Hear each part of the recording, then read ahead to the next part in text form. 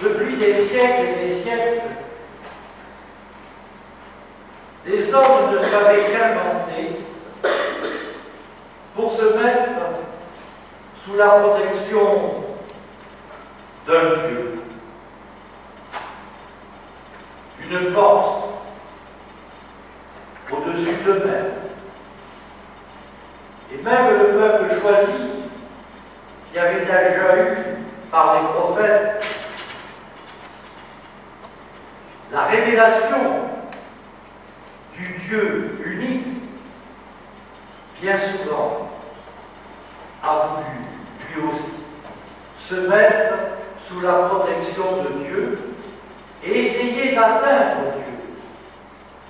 Souvenez-vous de l'aventure de la tour de Babel. Et puis voilà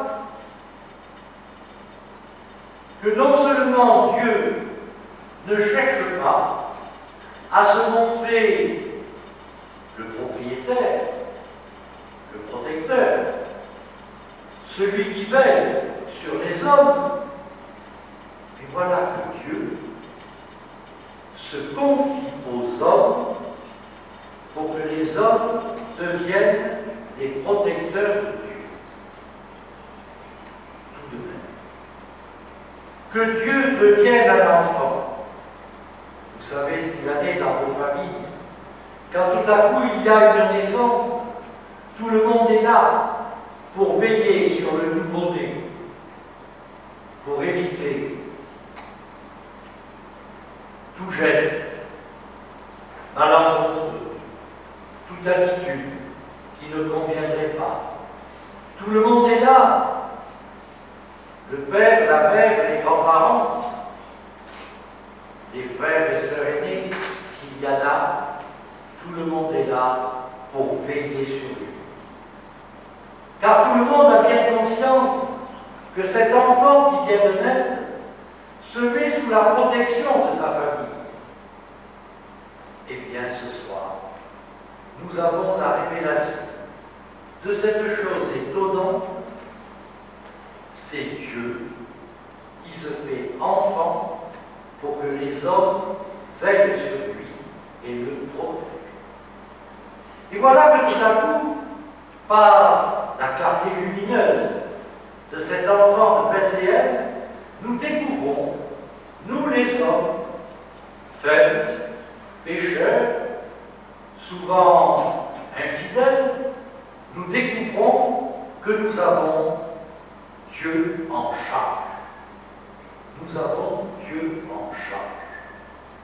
Il s'est fait enfant, il s'est fait homme pour que les hommes veillent sur lui, le protègent, évitent les faux pas et qu'ainsi il puisse vivre avec eux et pour eux. Voilà le mystère de Noël.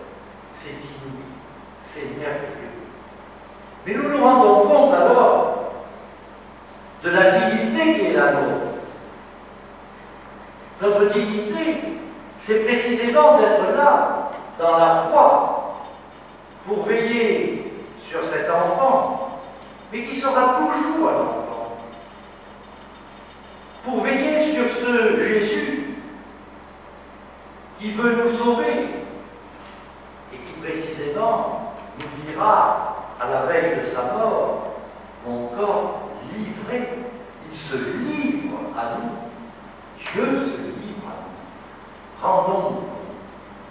Et nous avons donc, dans la foi, par notre attitude, en particulier lorsque le dimanche, nous avons cette chance inouïe de pouvoir proclamer notre foi, de pouvoir la chanter, de pouvoir la dire, nous avons à veiller, oh je dirais presque,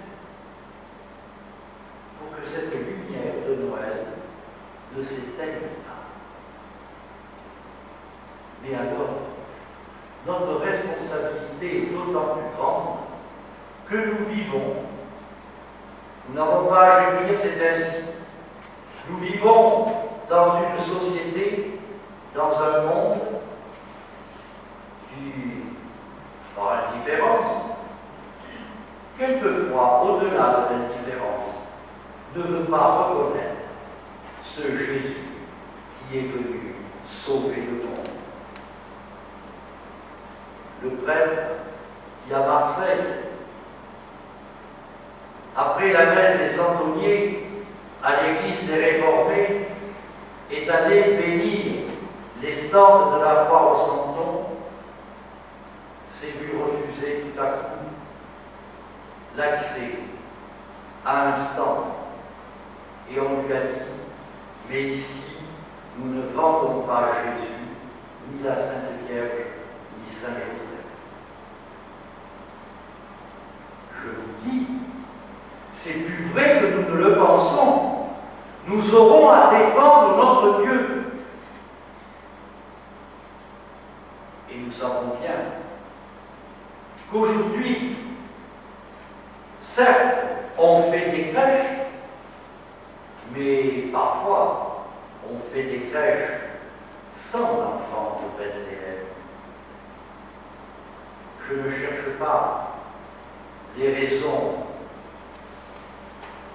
valables, moins valables d'une telle attitude, mais je le dis tout de même, nous, à qui Dieu se confie, nous avons une une responsabilité.